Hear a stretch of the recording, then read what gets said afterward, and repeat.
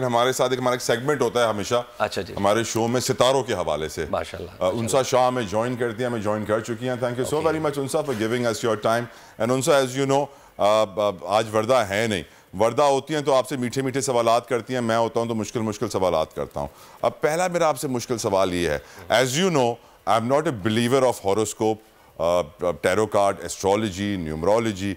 मौलाई हूं तो बस मौला को ही मानता हूं। ये बताएं कि टैरो कार्ड्स किसने इजाद किए, कहां से आए, what is the history behind tarot cards?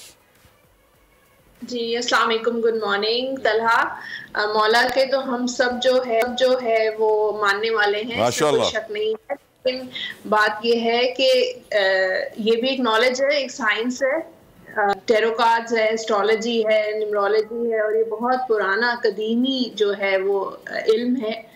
और जैसे हम दूसरे सब्जेक्ट स्टडी करते हैं, साइंस, सोशल स्टडीज, इंग्लिश, इस्लामियात, इसी तरीके से ये भी एक सब्जेक्ट की तरह ही है। और ये मिस्र उनसा कैमरा बंद हो गया आपका, उनसा कैमरा बंद हो गया है। प्रोड्यूसर साहब कह रहे हैं कैमरा ऑन कर दें प्लीज।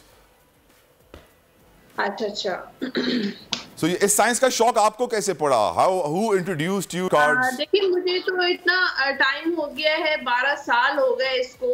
और शौक मुझे इसी तरह हुआ कि मैं भी प्रिडिक्शन करवाने के लिए ही गई थी। और क्यूरियोसिटी होती है कि क्या होने वाला है, या आपकी लाइफ जो है अगर कुछ प्रॉब्लम में चल रही होती है तो थोड़ा सा होता है कि डायरेक्शन मिल जाती है, गाइडेंस मिल जाती है।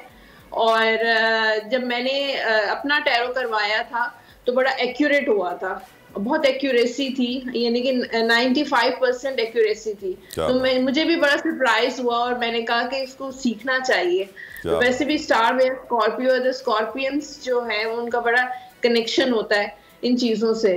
तो बस फिर ऐसे ही इत्तफाकन मैंने सीखा, और लेकिन ये बस प्रोफेशन बन गया आहिस्ता आहिस्ता।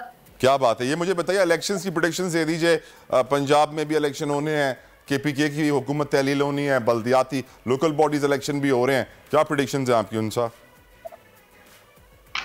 देखिए इलेक्शंस तो कल हुए हैं, जैसे कि मैंने लास्ट आपके शो पे ही प्रेडिक्ट किया था। आपने वर्दा ने सवाल किया था कि इलेक्शंस होंगे भी या नहीं होंगे, और मैंने कहा था इलेक्शंस बिल्कुल मुझे टाइम पे नजर आगे भी देखिए मुझे नजर आ रहा है। इलेक्शंस जो है मजीद जो प्रोविंसेस है उसमें भी होते हुए नजर आ रहे हैं। एम्प्रेस का कार्ड है, एस ऑफ पेंटिकल्स का कार्ड है, और यहाँ पर थ्री ऑफ वॉन्ड्स का कार्ड है।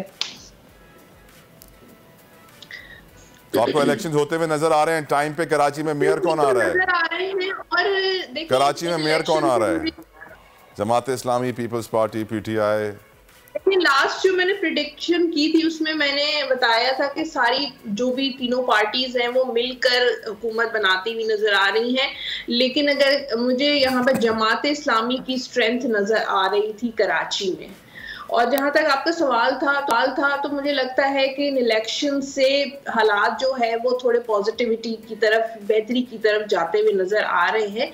और इलेक्शन के बाद जो भी मेयर वगैरह अनाउंस होंगे तो मुझे लगता है कि कराची के लिए और दूसरे सूबों के लिए थोड़ा बहुत मुझे काम होता हुआ नजर आ रहा है। इनके कराची में तो बिल्कुल भी कोई काम नहीं होता है, लेकिन यहाँ पर वो पेंटिकल्स की एनर्जी है एनर्जी वीक, लेकिन ये कि थोड़ी बहुत इम्प्रूवमेंट करने की कोशिश करेंगे।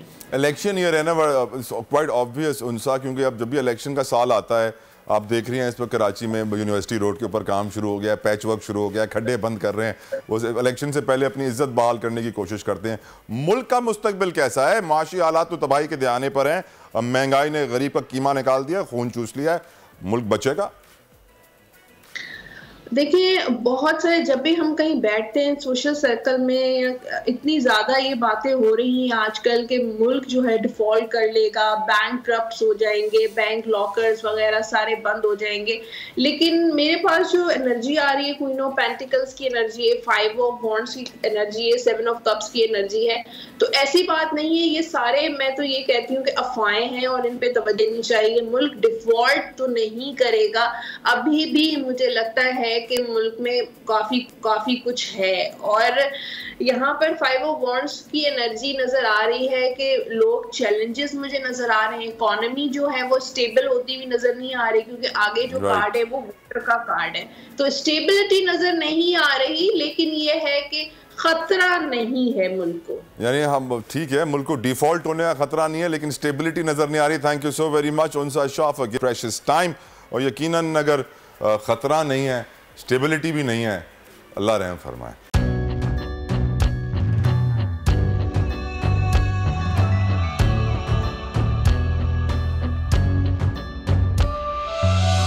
कहीं पर बिजली की टेंशन, कहीं पर पानी की टेंशन, ये दौर सब गुजरे हैं, अब आ गया इलेक्शन।